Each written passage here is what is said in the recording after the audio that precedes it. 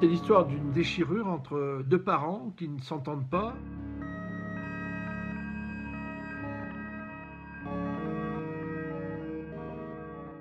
Souchéi et Marine se sont rencontrés en 2008 alors qu'ils sont étudiants à l'université du Mirail à Toulouse.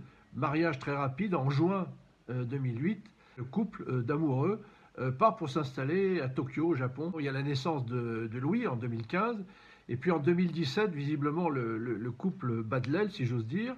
Marine décide de rentrer en France pour une période indéterminée avec son fils Louis et avec l'accord de son mari. Quelques semaines plus tard, elle déclenche une procédure de divorce en France. Et à la suite de cette procédure, eh bien, le père japonais, lui, déclenche une procédure au Japon pour demander le retour de l'enfant au domicile familial qui était jusque-là fixé, bien entendu, au Japon, à Tokyo. Et en novembre 2019, eh bien, c'est la clôture de ce marathon judiciaire, puisque la Cour de cassation estime que le petit Louis devait retourner au Japon pour vivre avec son père.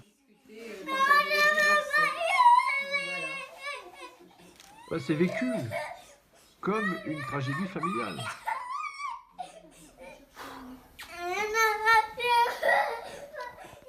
Le père a fait savoir qu'il allait récupérer son enfant le 26 décembre à 11 h. C'est ce qu'il fait. Il arrive avec son avocate narbonnaise et qui demande à récupérer l'enfant. La mère refuse. Elle explique que son enfant n'est pas un colis et qu'il convient d'avoir un arrêt, une signature du procureur de la République.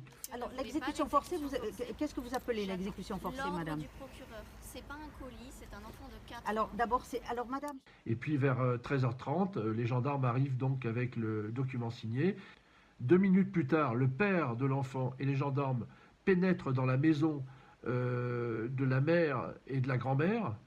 Le petit est en train de jouer sur la table du salon avec ses cadeaux de Noël. Il découvre son père et il le regarde. Et puis on sent qu'il y a quelque chose qui se passe chez lui.